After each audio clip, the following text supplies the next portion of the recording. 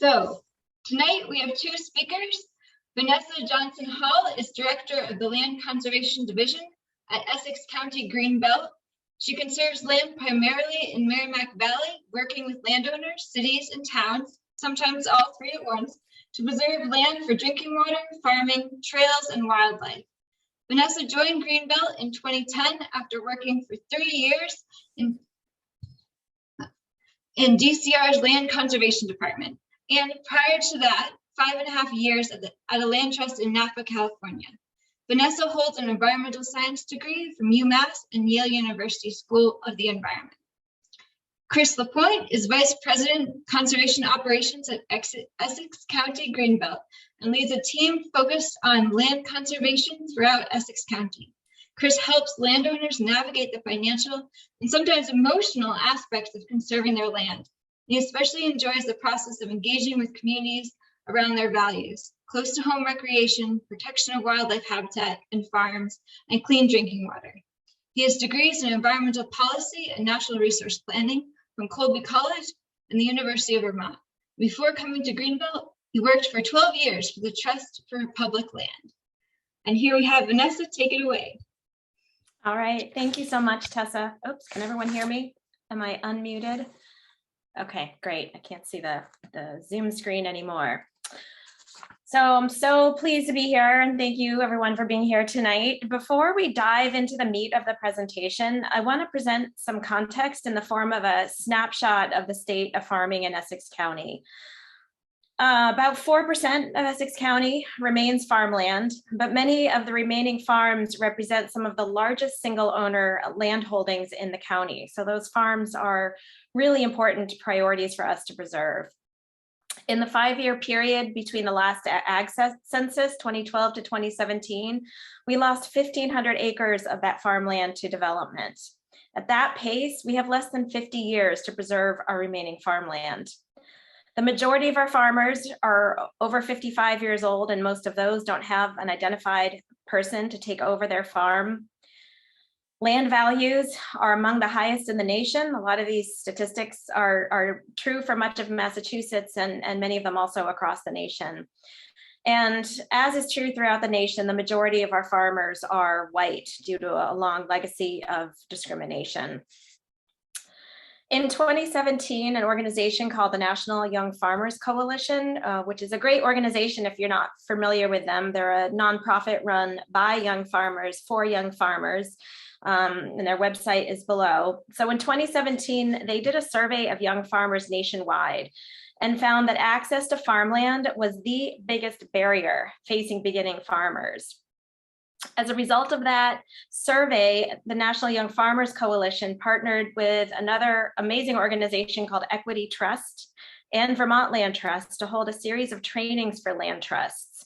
The first one we went to was after the rally in Providence a bunch of years ago, and then they had a second training, I can't remember where we were after rally, and then another training they held up in Vermont. The goal of these trainings was to teach land trusts about two tools that are uniquely available to land trusts to make and keep farmland affordable: the OPAV, or option to purchase ag land at agricultural value, and the agricultural ground lease. And those are the two topics that we're going to take a deeper dive into tonight. These trainings were kind of a watershed moment for Greenbelt. Like many land trusts, I know we have a long history of preserving farmland, since our founding in 1961. And really in the last decade or so, as we understood more about the barriers facing farmers, we realized we couldn't just focus on preserving the land. If we didn't start finding ways to support the next generation of farmers, especially in land affordability, we wouldn't have any farms left. This picture on the left in front of you is actually a farm in Merrimack that was preserved by an APR, our state APR program, before the state APR program started including options to purchase at ag value in their APRs. And that and the picture next to it, you can see what happened when there are no farmers on that land. It's no longer a farm. And I'm going to briefly go through the timeline showing how our farmland conservation program evolved over the last decade. So in addition to continuing to do our traditional farmland conservation restrictions, we really ramped up our free education program aimed at farmers at all stages of farming. We partnered with Land for Good to hold a series of succession planning trainings. We partnered with Land for Good and MDAR and New Entry Sustainable Farming Project and the Carrot Project. And Land for Good, I'm probably missing some, but to put on a series of programs for young farmers aimed at how to find farmland, how to pay for farmland, how to find funding for your farm and to grow and expand your farm. We put on trainings for farmland owners who weren't necessarily farmers on how to lease your land to a farmer. We had been holding a lot of, free workshops in the past on estate planning, on land conservation options, but these programs, when we focused on estate planning or land conservation options, weren't reaching farmers in our region. And so we realized we had to offer programming that was more tailored to what their day-to-day needs are. We did weave land conservation options into those trainings where it fit in, but often some of our trainings don't talk about land conservation options at all. We also started incorporating, when the landowner was willing, an affirmative farming covenant into our conservation restrictions. That's a farming requirement. I call it a soft affirmative farming covenant because we're not checking their income statements. What it really says is, please, please, please keep your land in farming if at all possible. If not possible, then maybe you could at least plant it in hay, or maybe you could lease it to someone else. If that's not possible, maybe we can work on an arrangement where we, the land trust, can lease it to someone else. And if that's not possible, let's work out an arrangement to keep these, at least keep those fields mowed so they won't grow back up into forest. So that's what I mean by a kind of a soft affirmative farming covenant that we have started offering to include in our CRs on farms. And at the same time, we were really focusing a lot on making our reserved rights in our conservation restrictions that pertain to farming as flexible and broad as possible. And that's an ongoing process. Each restriction that I work on with a new farmer, I learn something, and I think our language, that language is better than the last. In 2018, we had our first opportunity to incorporate the option to purchase at ag value into a farm conservation project. The OPAV is not new. Our fantastic state APR program has been incorporating OPAVs into our state APRs for quite a long time, very successfully.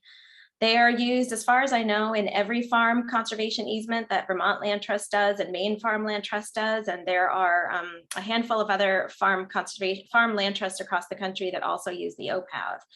But it was new to us, new since the trainings I referenced earlier with the National Young Farmers Coalition and Equity Trust. And the two main components of an OPAV are, they do include a requirement to farm, and that's not a soft requirement. That is, a requirement that is firm. And most importantly, the requirement to sell the land at agricultural value to a new farmer. And I will talk a little bit more about that in a second, but I'll just kind of run through how it worked on this project. So Brown Spring Farm was on the market for 9 years. That's the farm that you see in the two photos here. It had been inherited by 4 siblings who had grown up on the farm. One sibling in her 70s, I think, was still farming the land, but she was ready to be done. And so for 9 years, we'd been trying to negotiate with the family to purchase the land, unsuccessfully, until Chris Grant, who's the farmer pictured on the right with his partner Alice, until Chris entered the picture. Chris is a young farmer who grew up in Essex County. He's only in his, I think he's only 30 now, but he's been farming for 15 years, running his own farm after going to school at UMass for agriculture. Actually started in high school. And he's really involved in farming and well-known and well-respected by both young farmers and the senior farmers in the region. So really well-known, respected farmer. So when he knocked on their door saying, "Would you sell me your land?" they agreed. Now, they weren't agreeing to sell it. Well, let me back up. So I think that, and I may be wrong, but I think that our APR that with an OPAV that we now hold on Brown Spring Farm is the first private APR with an OPAV in Massachusetts. And I hope that we don't, that there are many more to come, because I really do think it's a very important tool. So let me just run through real quick how the numbers worked, not too different from a regular conservation restriction or APR. They were selling the land for, they agreed to sell the land for a little over $700,000. That was appraised value. The way the transaction worked is Chris got a loan from the USDA to come in and buy the farm unrestricted for the $703,500, and then a second later, he sold the APR to Greenbelt and the town of West Newbury, as it was, because CPA funds were involved, for a little over $400,000. So his net purchase price for the restricted land with the OPAV was $300,000. Now, I will say, I was disappointed by one aspect of this transaction, and that is that I thought, based on the experience of Vermont Land Trust and Maine Farmland Trust, that the value implication of an OPAV would increase the value of the APR more than it did, and it didn't. The appraiser that we had only added $10,000 to the value of the APR because of the OPAV. So it didn't reduce the value of the restricted fee as much as I hoped, or I'm sure the Chris Grant hoped it would. So that was disappointing. And I can only guess at why that was. I mentioned in the beginning that only 4% of our land in the county is in farms.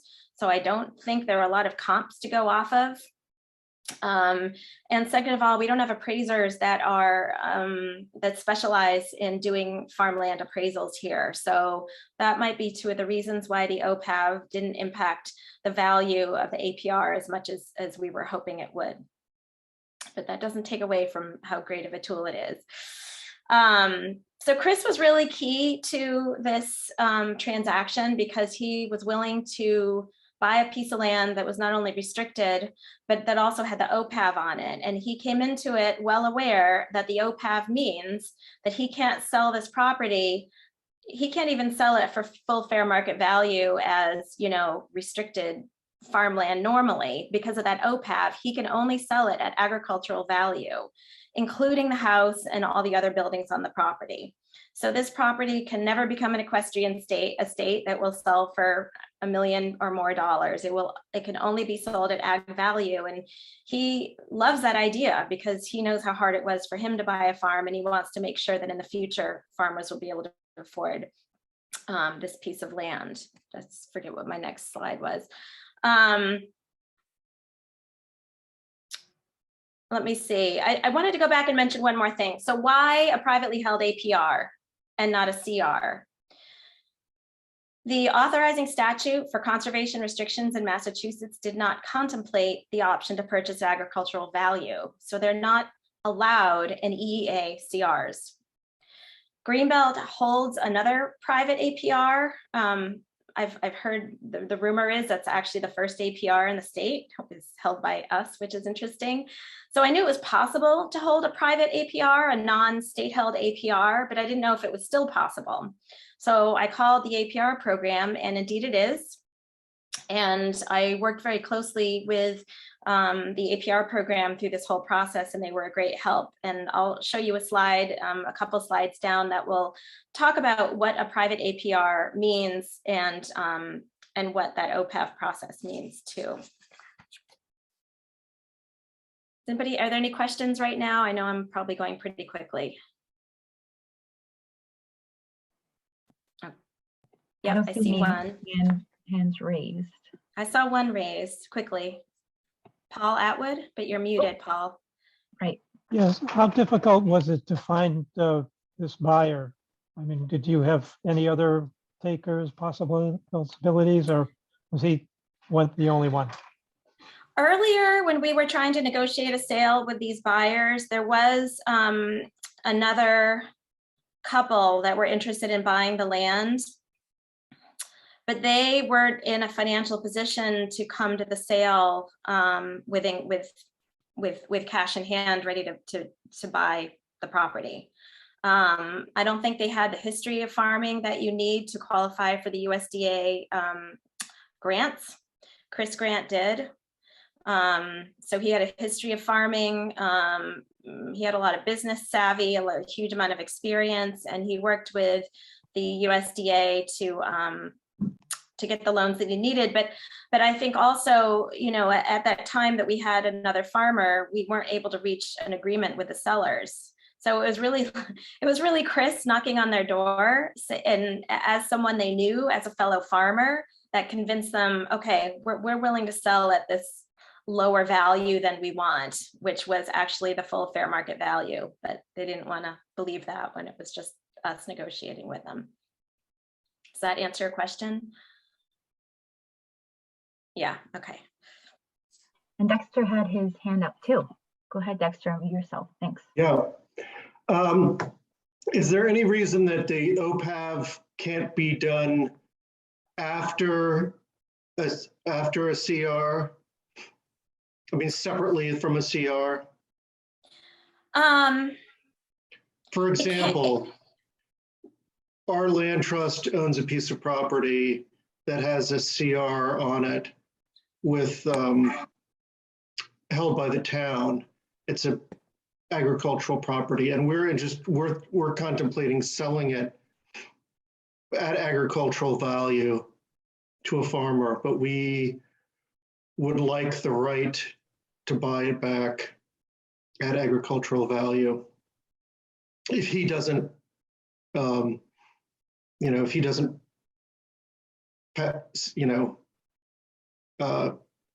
sell it to a farmer down the road. In other words, we don't want to sell it to him for agricultural value and have him then sell it, as an estate. Right. Well, before we did our private APR with an OPAV, I talked with Jamie Pottern, who used to be Rocio at Mount Grace, who at Mount Grace did an OPAV with a CR, and they were the ones, it was Jamie that told me that she didn't think that you could have a CR with an OPAV, and that was their experience. So they recorded the OPAV separately, I believe. Rocio, you can correct me if I'm wrong, but I believe they recorded the OPAV separately, but it's not, I don't believe it's permanent that way. It's sort of almost like a, it's not a deed restriction. Obviously it's an option agreement, but it's not permanent as like it would be, or like it is with our incorporated into the APR, which is tied to the land. So it's, if you don't put a date on it, it's 30 years, but maybe you could, maybe you could put a time, whatever, 99 years, or you could put, I get it. Yeah. But it's been done. Yes. Okay, cool. I don't think it was done after the fact, but it was a separately recorded document from the conservation restriction. Right, okay. Thank you very much.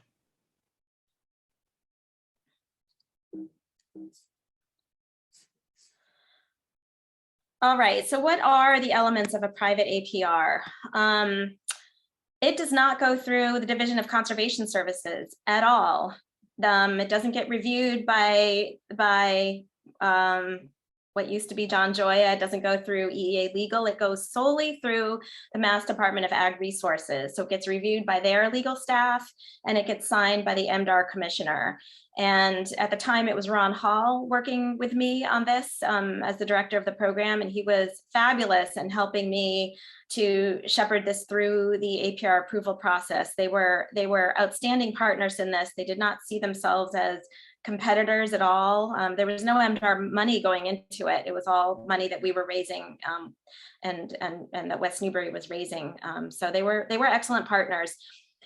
I think a private APR allows a bit of a greater focus on farming and more flexibility around farming. We added extra language into our purposes that we might not necessarily put into a conservation restriction, talking in the purposes about how important it is to maintain working farms, how important working farms are to the culture and the history of our region, and also talking about the importance of preserving farmland affordability and really calling out the OPAV in the purposes. And similarly, in our reserved rights, I think there's probably more wiggle room in an APR than there is in a CR to have farming reserved rights that are broader and a bit less restrictive than they might be in conservation restrictions. You can absolutely still address habitat conservation in a private APR. I am not an expert on MDAR APRs, and I'm not actually clear how much they do in state-held APRs, but there's no template for private APRs. So you can basically do what you want in terms of how much you focus on habitat. It's all about, your negotiations with the landowner, of course, in terms of how much you focus on habitat conservation and farming. A very important distinction between a state-held APR and a privately held APR is that in a land trust held APR, you can include the farmer's residence. I think that's extremely important because the residence adds a tremendous amount of value to a property. And so if you can include that residence under the restriction and keep that residence as part of the affordability clause, that really helps keep that property. And I think it's really essential to keeping that farm affordable into the future. Once you carve out that residence, especially the way it's done right now with the state, where it's carved out as a separate house lot, that land's no longer affordable to that farm. That house lot might well not be affordable to a farmer. And so where are they going to live? They might be able to afford the farmland, but they might not be able to afford the house. So I think being able to include that farmer residence is really important. As I mentioned, there's no template for privately held APR. We freely plagiarized and adapted language from Mount Grace Land Conservation Trust, which has done a lot of farmland CRs. Connecticut has an excellent agricultural farmland model. Vermont Land Trust, Maine Farmland Trust, I've already mentioned. Equity Trust has an excellent conservation restriction for farmland model CR on their website that's available. And you could just search other farmland CRs across the country and really find some great language to help address, what the individual circumstances might be for any particular farm. So, we actually started with the EEA model CR and then adapted that using all of these other models into our private APR. And we used MDAR language as well. And as I mentioned, MDAR was fabulous in working with us on that. They didn't have any desire to change what we were proposing. As with EEACRs, you can have co-holders. So as I mentioned, CPA funds from West Newbury also went into buying this APR. And so they are a co-holder with us on this APR. They are not, however, a co-holder with us on the OPAV. They understood that exercising the OPAV was pretty complex as it was, with a lot of critical deadlines in it, and that thankfully they realized that it wouldn't make, they really didn't have the capacity to ever be able to exercise an OPAV the way Greenbelt would. So the OPAV portion only runs to Greenbelt, not to the town. And so what are the elements of an OPAV?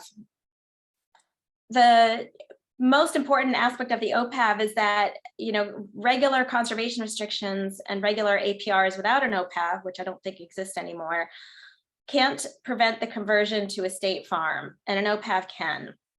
So it really gives the APR holder the option to purchase the property at agricultural value if the farm would otherwise be sold to a non-farmer. So the farm can only be sold to a qualified farmer, and I'll talk a little bit more about that in a second. So the way it works is that when a farmer, like when Chris Grant, if Chris Grant ever goes to sell the property while he's still farming it, he has to, let's say he finds another farmer buyer, he then has to submit to us a notice with the terms of the sale and proof that the buyer is a qualified farmer. So that way we can verify that it's being sold at agricultural value, and we can verify that it's going to another qualified farmer. Now, what's a qualified farmer? Well, the IRS has a definition, which is that you're considered a qualified farmer if you earn more than 50% of your income from farming. What I learned from Chris Grant and other young farmers in the area is that no one earns more than 50% of their income from farming in our region. All of the young farmers, or most of them, have second jobs because they can't afford to make a living from farming alone. So we chose to have a second definition of qualified farmer in there that allows us to determine if a farmer buyer is qualified. So let's say the farmer buyer doesn't make 50%, doesn't have the IRS statements to prove he makes 50% of his income from farming. What he would submit instead is sort of a history, documents that would demonstrate their history of farming. That could be income statements for the past 3 years showing they've been farming for that long. We'd want to see a farm plan. It's sort of like applying for a job, and we would have the ability to determine that they are a qualified farmer. If the price of the sale is at ag value, and if we determine that the buyer is a qualified farmer, then we don't get to exercise our option and the sale can go through. The other important exemption from the option is transfer to a family member. So Chris can pass it on to his spouse, his children, his grandchildren, and that doesn't trigger our ability to exercise the option. Remember, there's still the requirement to farm, so he can't pass it on to a grandchild who's not going to farm the land. That grandchild still will have to farm the land.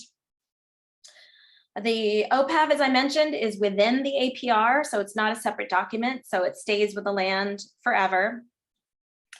And as for the APR language, the OPAV language we started with, I can't remember if we started with a model. I think we started with Vermont Land Trust's OPAV because they have such a tremendous amount of experience with the OPAV. And we kind of adapted that using MDAR APR language, equity trust language, and equity trust helped us with our drafting of the OPAV, as well as our Greenbelt attorney. So we had a lot of eyes on the document, helping us craft the OPAV and adapt it to the situation and really adapt it to terms that Greenbelt was comfortable with. So there is no model OPAV, just like there's no model APR that the state requires you to use.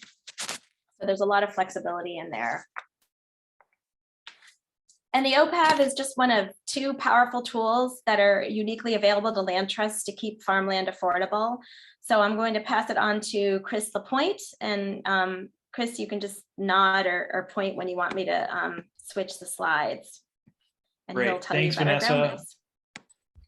Good evening, everyone. It's really great to see you all. I wish we were in person, but we'll get there someday. Thanks for being here with us. And thanks to our sponsors, and thanks to Rocio and Tessa for help with the session.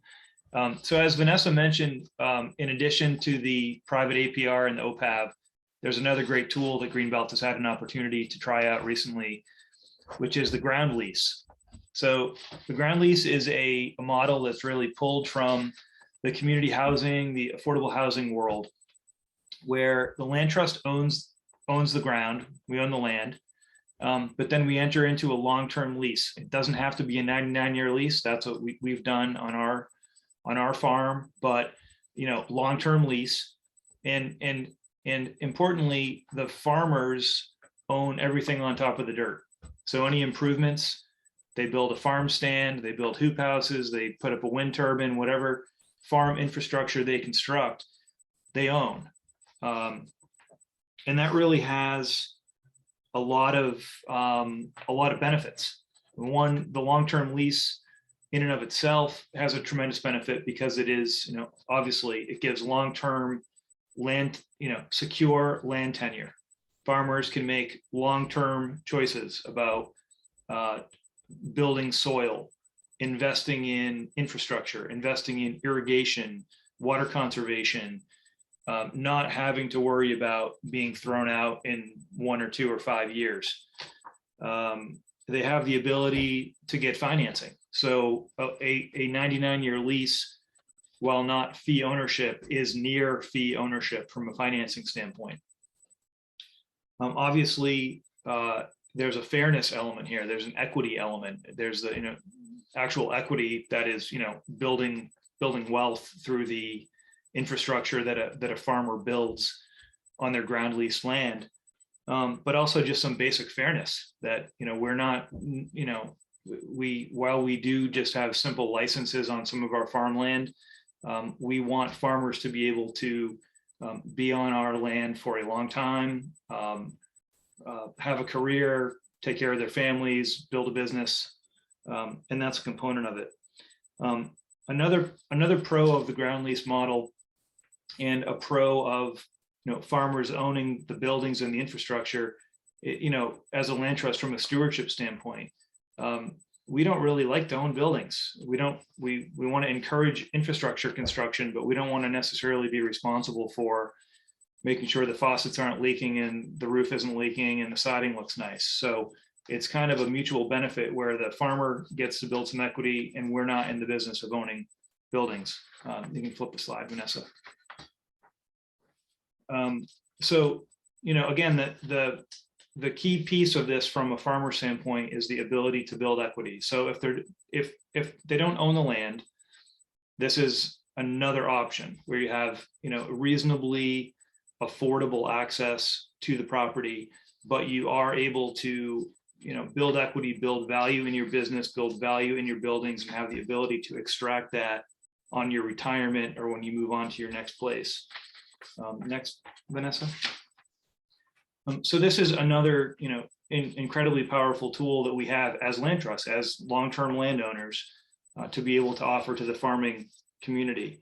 The rent for most ground leases that we were able to find, including ours, I would say it's cheap but defensible, right? So it is an affordable rent for farmers, but it is grounded in the market. So the conditions of our lease, the conditions of other ground leases that we've been able to find in the Northeast part of the US, that generally have conditions around farming practices, public access, different characteristics that tend to depress the rent. So it's affordable for farmers. In our case, we keep our land enrolled in Chapter 61A, so it's on the tax rolls. It's not an exempt property, and the farmers pay that property tax. They all, carry insurance and indemnify Greenbelt.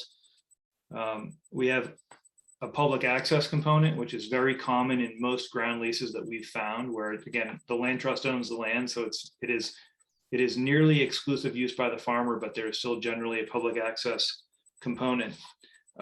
I won't repeat all of the transfer mechanisms that can be built in because Vanessa just covered many of them for the OPAV. So many of those same transfer mechanisms, sort of exempt transfers to family members, and then transfers to qualified farmers at agricultural value. Many of those formulas and many of those mechanisms are applicable in the ground lease model as well. And they're all on a case-by-case basis, and they're tailored. We can talk a little bit more about our specific lease if anyone is really interested. One of the elements of the ground lease that I think is interesting is, the farmers have the ability to build their own infrastructure. They, in our case, they would need to seek approval to build any permanent structures. That serves a few purposes. Obviously, we want to make sure that whatever they're thinking of and they're designing is something that we feel okay about.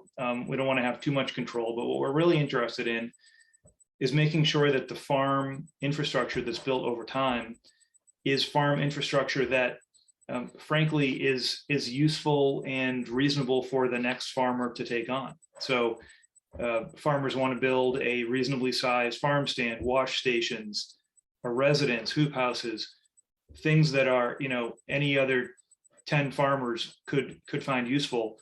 We're not going to have a problem with that. If someone wants to build a $2 million specialty dairy production facility in a market where we know there's no one else that's ever going to want that, we might say no, or we might ask more questions. So that is actually rolled into sort of the perpetual farmland affordability piece, is making sure that some farmer along the line doesn't overcapitalize or doesn't build something that is so far outside of the norm that the next farmer is stuck with it.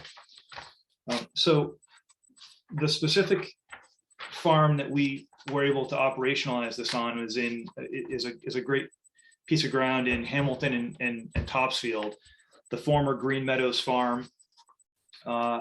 This was a farm that we had the opportunity to purchase in 2019. We had a long history with the family. This is the Patton family, actually, of General George of World War II fame.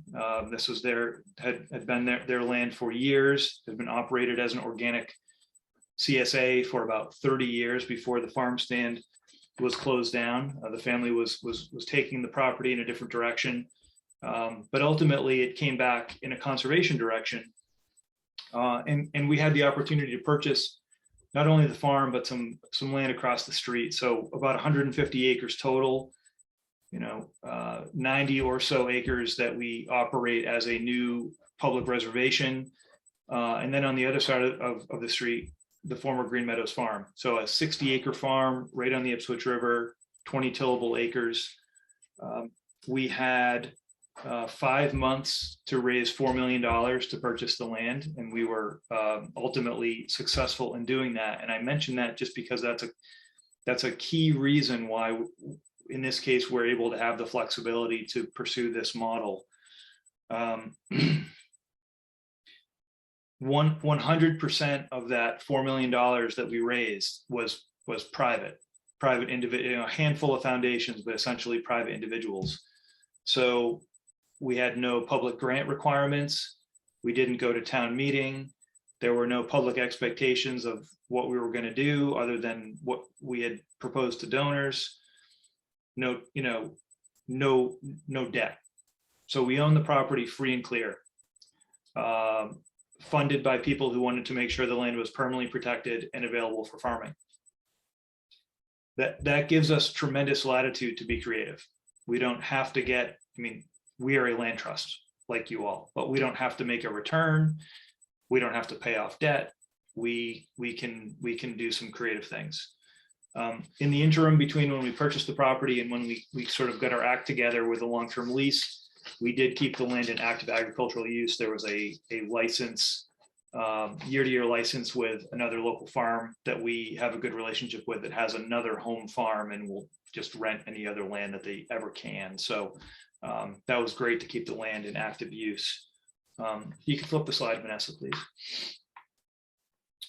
So we went through about actually a 12-month long committee process where we pulled together a group of people, Greenbelt staff, a handful of board members, 2 local residents. So someone from the community in which the farm was located, another person who we know who is very active in the farmers market world in our area. And then we pulled together a farmer advisory committee made up of younger and some more established farmers, none of whom were interested in being a respondent to the ultimate RFP on this farm. We hired Jim Oldham from Equity Trust as a consultant on this. So Jim helped guide us through the visioning of, what our values and goals are on the farm, what would an RFP look like, what would a ground lease look like, and he spent 12 or 13 months with us and was just a tremendous asset. Ultimately, we also worked with Dorothy Suput from the Carrot Project. She was really helpful in running through the business plans of our finalists, and I'll talk a little bit about that. And obviously, Greenbelt has its own council, and that's, ultimately everything was run through council. So we spent several months developing and issuing a request for proposals for farmers, which we put on the street in April of 2020, which was a really interesting time to be putting something like that out there, 45 days into COVID. But somehow we managed. So we kept that open through September. So we gave farmers time to think about it and get their growing season in and still have some time to respond. We had a 2-phase process. So we didn't want to ask everyone to give us their detailed business plan and their detailed financials and everything about their lives if we weren't going to consider them as a finalist. So we did a two-phaser. In September, we had 17 respondents for the long-term lease opportunity, and then we brought 3 finalists back. So those 3 finalists submitted their full business plans, their full financials. We worked with Dorothy to review them, worked with our committees. We put a lot of weight on the review and the feedback that we got from our farmer advisory committee. So again, folks that were out in the markets that understood, what the realities of farming in our area were, and we really valued that. Ultimately, we signed a 99-year lease starting in January of 2021.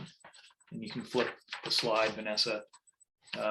We selected Iron Ox Farm, so Alex and Stacy, who are a great couple, who are seeking organic certification. They focus on high quality veggies. They have an established CSA.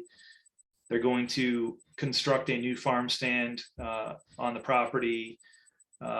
Important for us, and again, I think one of the things to keep in mind is, we still own this land. So this is sort of what happens there really matters to us. Strong sustainability component. We worked with NRCS to really understand the water situation on the land. This is on the Ipswich River. The Ipswich is, one of the 10 most endangered rivers in the country, suffers from over withdrawals year in and year out. So we, trying to balance water consciousness and agriculture and wildlife habitat and all of the things that our mission drives us to think about and care about, while ensuring that the farmers could actually make a go of it. Interestingly, they're also partnering with another farm that is farming on other Greenbelt conserved land the next town over for some, bringing their sheep over for rotational and regenerative grazing in between vegetable growing on the fields. What was interesting for us, I think, and what was the right fit for our board, and I'll talk a little bit more about the board here in a second, that they were an established business. So they hadn't been in business for decades, but they had a track record. They had shown that they could run and grow a CSA. They had a great wholesale program, but they were land insecure. They didn't have their own land. They had a little better than a year to year lease, maybe a 5-year lease at the place that they were at. But they had shown that they could run a business, and that was important to us. We had prioritized, as part of the visioning and value statements for us around this farm. One of the things we prioritized was trying to match land insecure farmers. So rather than just connecting an existing established farmer with another home farm to more land, which is a good thing too, we prioritized connecting farmers that were land insecure with this place. So these guys really fit the bill. We can flip the slide, Vanessa. So just quickly on our program, probably like all of us, we've been developing this program as we go. Vanessa, a decade ago, was starting to figure out that we needed to offer more than just land conservation options for farmers, because we were needed to talk to a wide variety of different types of farmer landowners, farm seekers, farm owners, the old, the young, the conservative, the liberal, all of these people, and bring services to them that are otherwise not available. We are incredibly jealous of Vermont and the ecosystem of farm services that's there. The Intervale Center, Vermont Housing and Conservation Board, all of these organizations that will help with business planning and small loans. And I'll speak just for Essex County, we don't really have that. So we've been trying to kind of replicate that as best we can. So that was kind of the start of what this program was. And I think that was a really smart thing that was done years ago and before I was here. Part of what we're doing as well is really, trying to be the vehicles of educating some of the rest of our staff. We're looking to bring resources to our staff, to our stewardship staff, to our, really to the whole shop, so that we know how to talk about farming, we know how to ask the right questions, that we have the resources to make good choices about farmer selection and management. And we're really making sure that we're communicating the value of affordability to our members. So I think our members understand farmland's pretty and we like local food, but we're really trying to make the case that there's more to it than that. We really need to be doing more to make sure that there are actual real life farmers on the ground. You can flip the slide, please. So like Vanessa's timeline, here's a little different one. This is looking a little bit less at the sort of the stuff we were doing, the kinds of deals we were doing, and a little more about the kinds of conversations and struggles and frustrations and progress we were making with our board and with our leadership.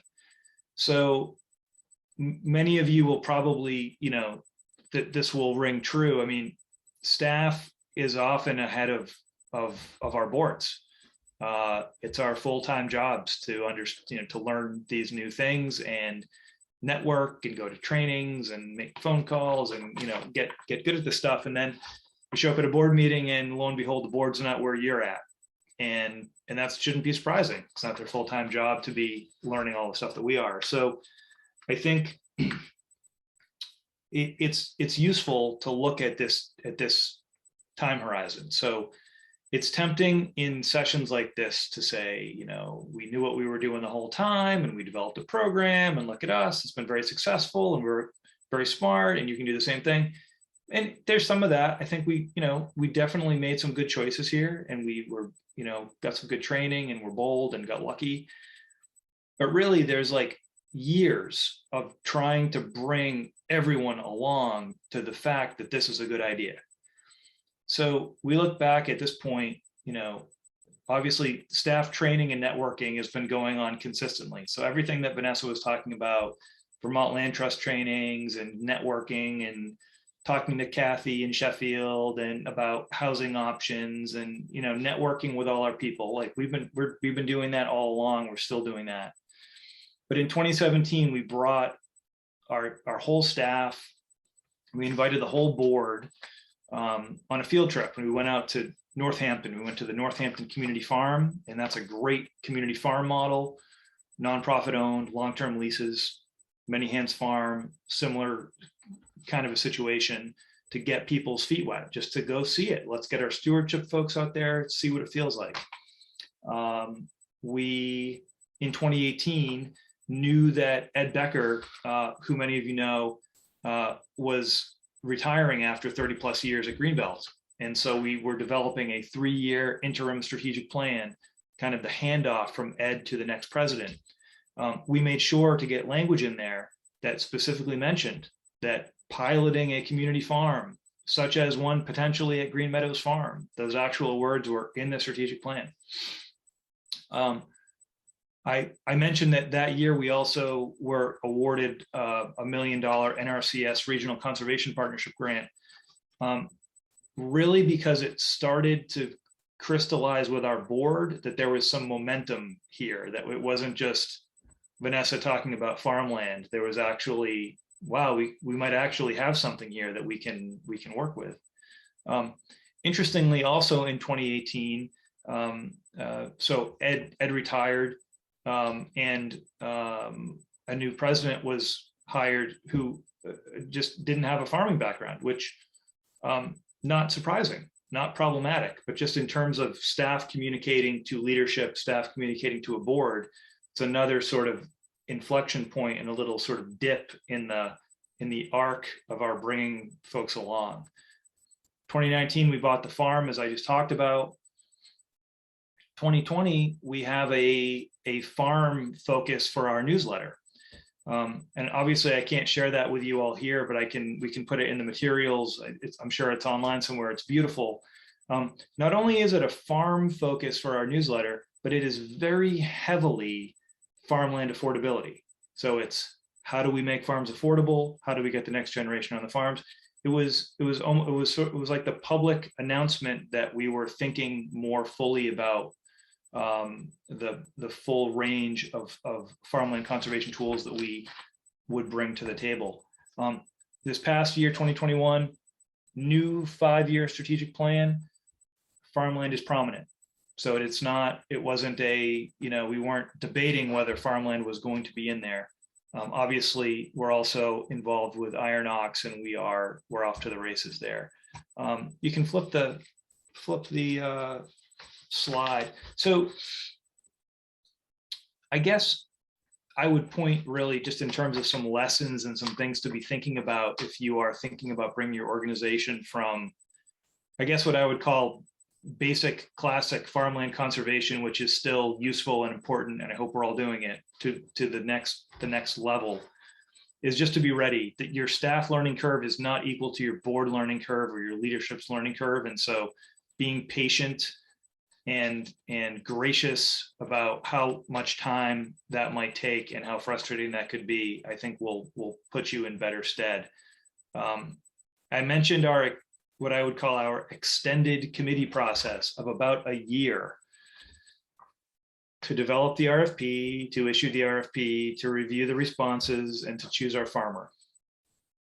That was a long time. That was a lot of meetings. That was many hours. And I think it was necessary because it was our first one.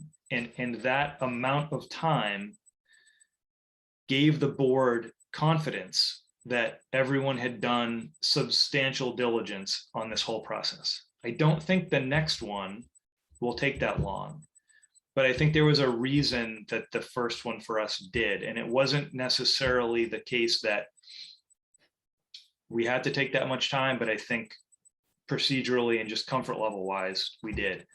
As I mentioned, this evolution was 3 strategic plans and 2 presidents. So it's like intergenerational work at Greenbelt. I mentioned that farm tour that we took, that field trip we took out to Northampton and Amherst. Part of that was making sure that stewardship staff understood what the heck we were talking about. Conservation here at Greenbelt has a good history of doing really exciting, neat projects, and then like stewardship is wondering what we were thinking and why we did that and why we left them with some interesting mess that they have to deal with forever. So we really wanted them to be involved and part of these conversations. And I think, we got through it, but there were definitely many conversations with the board about this, farm viability versus other goals. So is farmland affordability mission creep? Are we taking our eye off the ball with respect to land conservation? Totally appropriate questions that are not asked as much now as they were. So I think we've made some progress. You can flip the slide, please, Vanessa. So I'm just about to wrap up. So, the evolution of this work, I think, is really interesting, and it's exciting. The Farmer Advisory Committee that we had pulled together to help us just with the Green Meadows Iron Ox Farm long-term lease questions has developed into a more of a sort of a standing committee for us that is now linked with our stewardship committee.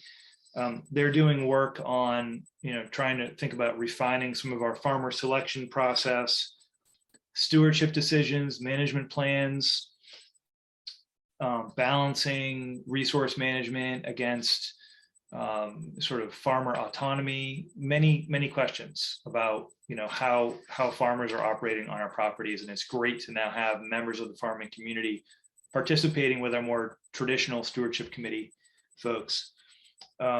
We are focused on housing. We are very likely to be working with the Iron Ox farm folks on a housing scenario. We almost were able to buy the house next door That fell through for a variety of reasons, but we are looking at, working with them and finding a way for us to subsidize their housing.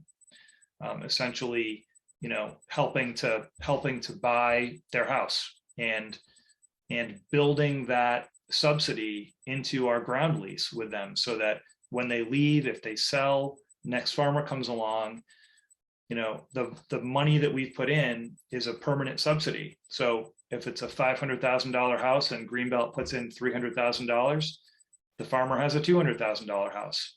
And on that next sale, our subsidy stays constant. And that next farmer has the opportunity to buy that house at a reduced rate. So we can talk more about how that would work and what the language in the lease looks like if anyone is really interested, but we're really excited about that. Same goes for infrastructure. Iron Ox is in the process of designing and building their farm stand, an apartment upstairs from the farm stand, wells, electrical connections, and we are offering and working with them on subsidy. And finally, and really important, and I hate to mention it last because to a certain extent it's really kind of an overarching issue, is figuring out how to make sure that the processes that we are going through when we make farmland available are appropriate and accessible and open to everyone. I would say that the criteria that we looked at for Green Meadows Farm, where we were looking for folks that had good business plans and solid financials and had been established, that tended to favor established farmers in our area. And the established farmers in our area are nearly exclusively middle-class white farmers. And that's fine, but we need to make sure that we are, as our program grows and as more farms are available, that we're making sure that everyone has an opportunity, so that newer farmers, new Americans, beginning farmers with financials that are a little thinner than others, have access to our land just like everyone else. So the answer to that is, like, can we accept more risk with folks that don't have all of the established financial bona fides? And I think the answer is yes. The question is how. And I think we go back to that arc of the sort of, staff learning curve versus board learning curve. And can we bring the board along to understanding that type of risk? I think we can. I'm sure we can, but that's our next challenge. I'm going to stop. I'm really hopeful for some questions, and I would be remiss to say, I know we've mentioned a few folks here, but we have talked to a lot of different folks over the years. I think Kathy's on here. I know we talked with Kathy Orlando years ago about some of the ideas that Sheffield had around. I think the community land trust model of farmer housing, and that's stuck in our minds. We've talked to a lot of folks, so it's really has taken a team of people over years to get us a couple of successes here, and happy to have spent some time with you. So if there's any questions, we're happy to take them. Yeah, thank you so much, Chris and Vanessa. This was a really informative and encouraging presentation. So I'm going to drop the survey for this session into the link. Please take the time to fill it out, because it's really helpful for our planning committee, for Mass Land Planning Committee, to get that feedback. But we do have one question already in the chat. So Tom Webb says, how do you set annual rent for a 50-year lease? I assume about the ground lease in the future. So how do you set the rent for 50 years into the future? I think that's more directed at Chris. Vanessa might have to help me remember how we set it, but I know that there is a modest percentage escalator in there. There's an ability to revisit the rent periodically, so it's not, it's not fixed forever. But I want to say it is. There is an escalator. There's a cap, so we can't jack it up. I think it's like a 3% increase at a time, and we have opportunities that we can revisit it. And I'd be glad to follow up with you and grab the language that we ended up with in the lease. I mean, look, ultimately it's totally negotiable. So we got to where we got based upon conversations we had with the farmers that we have. You know, we have an 86-page lease that is a that is a little much. It's a little lawyer friendly. I hope that there's probably some better models out there that are shorter, but it does cover a lot, and we'd be happy to share that with folks to save you some lawyer time. Mackenzie. Thank you. That was a great presentation. You provided so many resources and answered a lot of questions that our organization has been mulling over. And I have a couple of questions. One thing I was picking up on is that you purchased the land. It sounds like you had a very short timeline to purchase the land, and you raised the funds and purchased the land. You then went through your process of developing sort of your overall goals and your RFP process and had the consultants. What did that look like for you, bringing your board and leadership to a place where they felt confident in taking on that purchase without really the plan in place? Yes, or how much of a plan was in place before you made the purchase? That's a great question. I would say that with respect, so this is one of those examples that does have some special characteristics that not every farm will have. Greenbelt owns a lot of land around this farm and or conservation restrictions. We knew the farm, we knew the family, we knew the neighborhood. We sort of like, we didn't own it, but we knew it. So there was a comfort level with what it was. Like I said, 90 acres of the $4 million purchase doesn't need to be farmed. It's woods, it's trails, it's a reservation. I mean, there's a barn, there's blueberries, but basically it's not the farm. So I think the way we looked at it was most of the land, not hard. We know how to manage that. The farm side, we knew we could lease it to anyone. We could just make this super boring and lease it to the folks that had been leasing it on a year-to-year basis that were, had equipment, could come in from their home farm, would grow sweet corn for the next 100 years, and that would be easy. So our fallback wasn't like a terrible fallback. Or frankly, we also said, because we're not, knowing there's no other money in it other than private money and no one's telling us what to do, we're looking over our shoulders. We could just say, we'll just plant it in cover crop, or we'll plant, we'll put it in hay and manage it as, grassland bird habitat. So the worst case scenarios there were not terrible.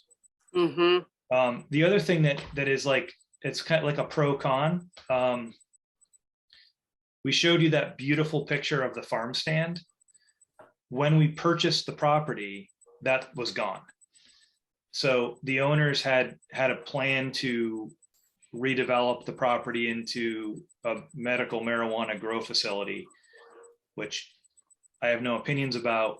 Ultimately, the permitting path was challenging, so they abandoned that. But before they abandoned that, they demolished all of the farm infrastructure. So in the bad news column, the farmers that are taking over the farm have no farm infrastructure. But in the good column, to your question, when we bought it, we weren't buying a bunch of buildings. We were just buying like bare ground, and we know how to deal with bare ground.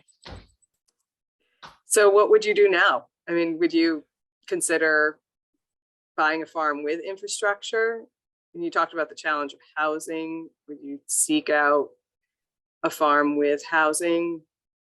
I'm also kind of tied into that, curious about whether you considered having an envelope or an exclusion on that property. I don't think you talked about whether there was actually a restriction on it now, but yeah, we have big areas where they could, and in the lease they have the ability to build a residence.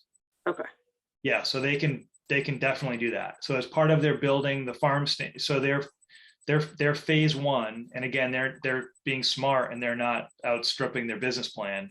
They're building a farm stand with living space up that they'll live in. Some years down the line, they'll build a residence, and then they'll have farm worker housing above the farm stand. But yeah, so that's another thing for us, is that, you know, where we are comfortable with letting them build a house on our land. Looking, you know, your other question, would we buy a farm right now with all the infrastructure and a house? I think we would consider it. I think we would. I think that, and I hate to condition my answers because that's a cop out, but you know, I don't know that we would be into buying a broken down wreck of a place. I think if we could buy a place that was in pretty good nick and wasn't falling down, and, you know, I think we would do that. Mm-hmm. It is also predicated upon having some decent pipeline of potential farmers. So we just had a great Nick Richardson, the president of Vermont Land Trust, was at our board meeting on Monday night, and I think he said VLT has like 300. They have a list of 300 farmers who are looking for land. We don't have that, but we have a bunch. I mean, We have 13. probably 13. So that's not bad. We're only Essex County. We're not all of Vermont. But of those 13, they're not all honestly equipped to take on a whole farm and the house and barns and all the stuff. So that 13 is maybe 6. Mm-hmm. So there is a little bit of like, you know, we can make our own luck by being willing to take stuff on, but then there's kind of the serendipity of like, who's looking for a farm when we have a farm, who can pull the financials together. Wait, so I see Rob has his hand raised. I just want to add one thing to that. One thing we did learn when we put out the RFP for Green Meadows Farm is we got 18 applications, I think, and a lot of those were from out of the county and some of those were out of state. So there are farmers that would be willing to relocate if they can afford it. Yeah, I just wanted to ask a little bit more about your board process and stuff, because I was curious. I went in and had to look up your mission statement, and I noticed that it seems very farmland forward. So was that actually part of the evolution? Did you revise your mission statement and your, you know, along the way over these years? I mean, our mission statement from the good old days always had farmland in it, but I think, and Vanessa, correct me, but as part of the update of the strategic plan in 21, there was a refresh of the mission statement, which is certainly more farmland forward. Mm-hmm. Yeah, and I think it's you know, but it is true that we've been protecting farmland since 1961, but it just has not had that explicit component, which is making sure that we can keep farmers on it. And I think, you know, that is a difference, but I think it's mission consistent, because we, you know, we're not trying to protect farmland museums. We need active ag to keep the landscape the way that it is. One of our, you know, again, one of our early, you know, mission components was, you know, scenic resources. Mm-hmm. Well, you know, one of these scenic resources of Essex County is the farmland. Mm-hmm. The other question, if I can ask another, is a little more on the boring technical side, but can you talk a little bit, just kind of practically speaking, about the difference between farmland value and appraised value of an APR property? You know, where those differences really come in? I'll let Vanessa chime in too, but I mean, the main, I mean, the difference I would make is the difference between, you know, farmland value and otherwise restricted, right? So just a generic CR without an OPAV. I mean, around here, if you can have horses, right, and you can convert a nice piece of pasture into a horse farm, then the price is literally whatever someone, I mean, cash buyer, millions of dollars. Mm. So the delta between that and someone who has to actually make a living farming, not boarding horses, is pretty substantial.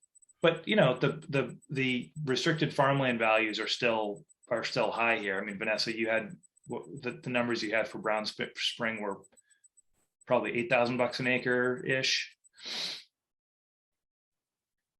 But the horse farm market doesn't really have any boundaries because there's not many of them around, and so the market is huge. And so it's really hard because we also protect a lot of horse farms. We don't have a problem with horses, but there is, the real farms need to stay real farms. Mhm.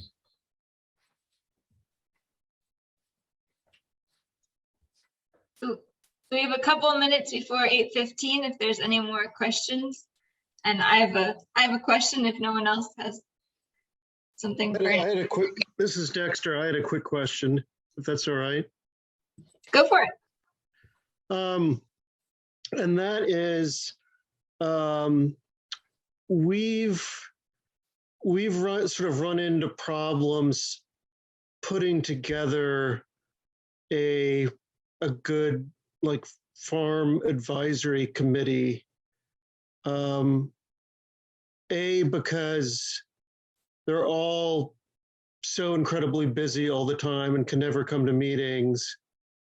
And B, it seems like when they do come to meetings, they have a really hard time agreeing about anything.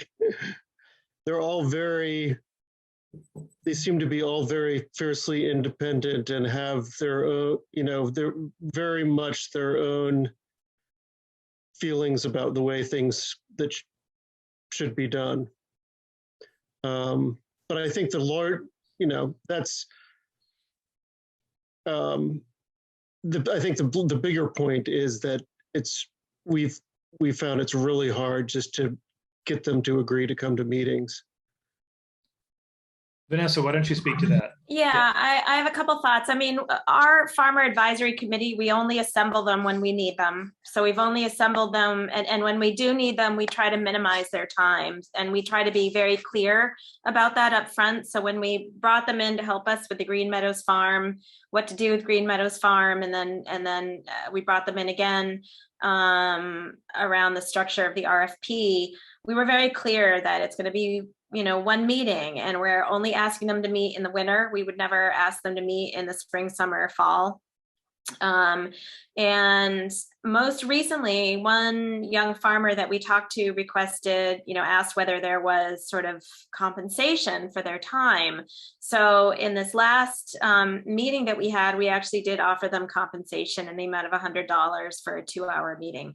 It's not very much, but it's an acknowledgement that their time is valuable, that they're not making a bunch of money off their farm, and and it's a small incentive. So those are just the suggestions I have. I don't know what to say about the disagreeing.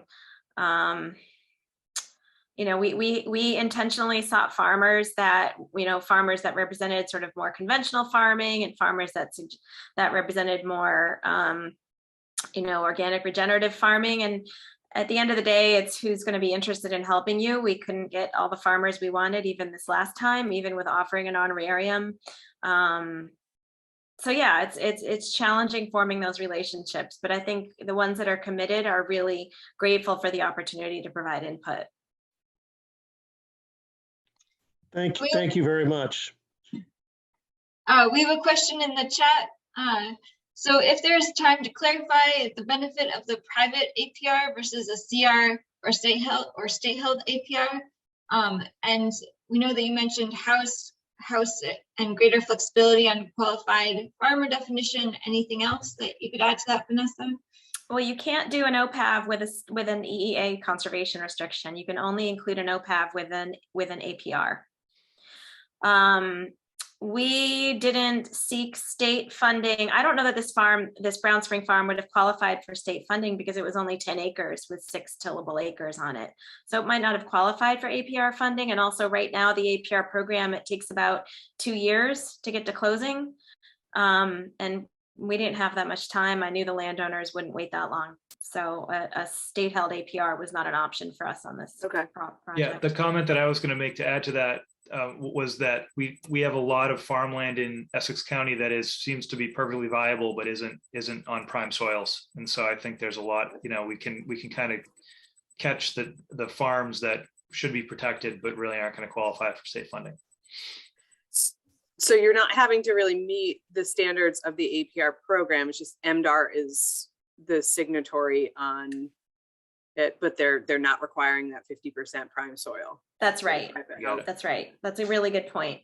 Yeah. Okay. And Is so there, we're- is there, I'm sorry, we're- we're kind of at time, so I want to make, if the speakers are willing, Tom Webb had his hand raised, and then after that, I think we're going to have to follow up through email, but the emails, speakers have put their emails in the chat. So take those down before we end the session. Thank you. The thing that interests me is that you were able to raise $4 million to preserve 20 acres of farmland. Granted, you could write some of that off for the other acreage there, but that's $200,000 an acre for the farmland that you preserved. So Well, I'm impressed at your money raising, and I'm also impressed that you had foundations that would go for that. But I think it's still impressive and unprecedented, but the real, we did buy 150 acres for $4 million. So we were the mat. Yeah. I mean, I would say, yeah, that's, we haven't really done that before. That was a set of pretty unique circumstances with some highly motivated people at a time when the market was good. yeah, But fortunately, not all our farms cost $4 million. So, it's theoretically possible, but I think it did open our eyes to the attractiveness of farmland conservation in our neck of the woods. So, and just, I know we're way out of time, but it also of interest to all of you, perhaps, it got us into different conversations with donors we have known for a long time about not just funding stuff in their backyards, but becoming our farmland donors who have now helped fund stuff in other parts of the county, which is always the trick, right? Like, those people are gold. So they understand it. And we have like a few of them. So we're giving them some sun and giving them a little bit of water and a little bit of fertilizer and trying to grow them because we need more of them. good. Well, it's wonderful work. Thank you all. This has been really fun.